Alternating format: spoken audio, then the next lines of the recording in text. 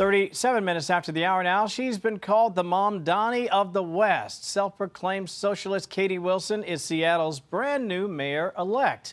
But is she a reflection of the Democratic Party's lurch leftward, or is she just the right fit for Seattle right now? We want to bring in Seattle Red talk show host and friend of the program, the great Jason Rantz. I kind of love these segments because I can just say, Jason, you got 2 minutes. Let us have it. But I'm going to tee you up by a little sound here first, my friend. This is Bruce Harrell. He basically said, all right, if this was what you want, we should listen. Listen to this and get your reaction on the other side. The Wilson administration will have new ideas. They will have a new vision. By winning the election, they have earned that right. We must listen to the young voters. As a progressive and as a socialist, I believe in good governance. Our government is how we act collectively. That's an interesting perspective. I always like to say, let's see how the business community reacts after this sort of leadership change. Are you bullish or are you running for the hills, Jason? Well, businesses certainly seem to be indicating a panic, and I think they're right to panic. This is someone who does not have any experience that you would traditionally look at and say, well, she's qualified to run a city. Now, obviously, as someone who lives in Seattle, works in Seattle, I want this to work. And I do think she's well-intentioned. I just think she's going to be in over her head. She did not run as a socialist the way that Mamdani did. She was not owning that category, and a lot of the ideas she were putting out there, I do think were either socialist or maybe adjacent.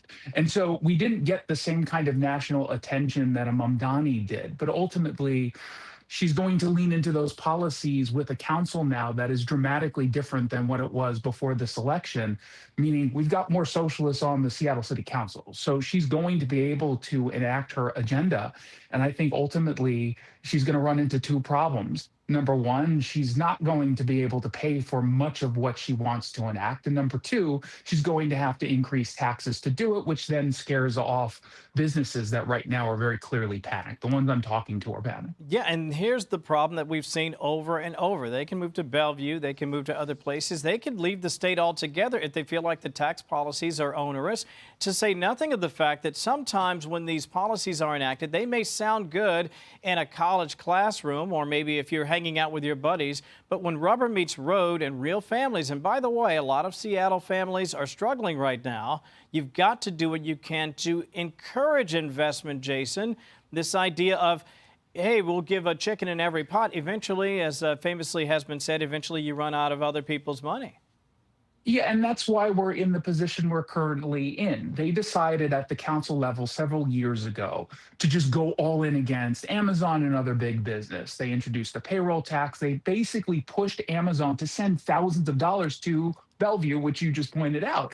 And that's what's going to continue to happen. You can say we're going to raise taxes on businesses all you want, but just know they're not going to stay here and take it. A lot of businesses have still chosen to keep their people working remotely because they don't want to bring them into Seattle, where, because of the payroll tax, they would be subject to increased taxes. And the crime crisis is still real.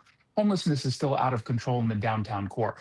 We're going to see a continuation of really bad policies. And what's so annoying to me as a taxpayer, as a resident, is that we took 2 steps forward with this last council and this last mayor who was very lazy, but he at least did see some improvements. And we just took 2 steps backwards. That's the unfortunate reality of where we currently find ourselves. And it's frustrating because I love Seattle. I love the Northwest. I think the summers there are about as beautiful as you can get. Yep. And it's discouraging. We'll have to see. Obviously, we'll all watch together. It's either going to be a slow-motion train wreck or it'll be this miraculous thing that nobody would have predicted, certainly not me. Yeah. In the meantime, I want to share this. This is Angus King and Pramila Jayapal talking about the shutdown and what the Democrats did and didn't get. Get your reaction on the other side. The problem was the shutdown wasn't accomplishing either goals, and there was practically, well, there was zero likelihood that it was going to. I think people understand what a betrayal this is to not be able to go back with a victory. All right, so that's the real question. on the one hand, they're saying, you betrayed us, Chuck Schumer. You didn't do what you said. On the other hand, a lot of people, frankly, Jason, were really hurting.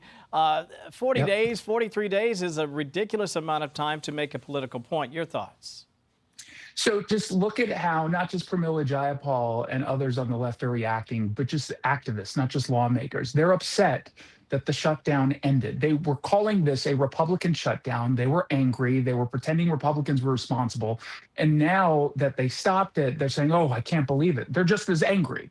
No, they didn't get anything politically out of this, except I guess now they have to live on it with a conscience, guilty of all the pain and suffering that they caused so many people. They did this for political purposes. It was performative, and they didn't get their return on what it is they just did, and now they're upset about it. You know what bothers me is, they got paid. A lot of my neighbors didn't get paid. It's like you guys are messing around, and people have real bills that come due, and credit card payments and school tuition payments, and they're messing around here. I'm glad it's over. I think I speak for a lot of Americans who are glad that this is all over. Jason Rantz, thank you for your time this weekend. Good to see you, buddy. Thanks, we'll talk soon. Good to see you. Hey everyone, I'm Emily Campagno. Catch me and my co-hosts Harris Faulkner and Kaylee McEnany on Outnumbered every weekday at 12 p.m. Eastern, or set your DVR. Also, don't forget to subscribe to the Fox News YouTube page for daily highlights.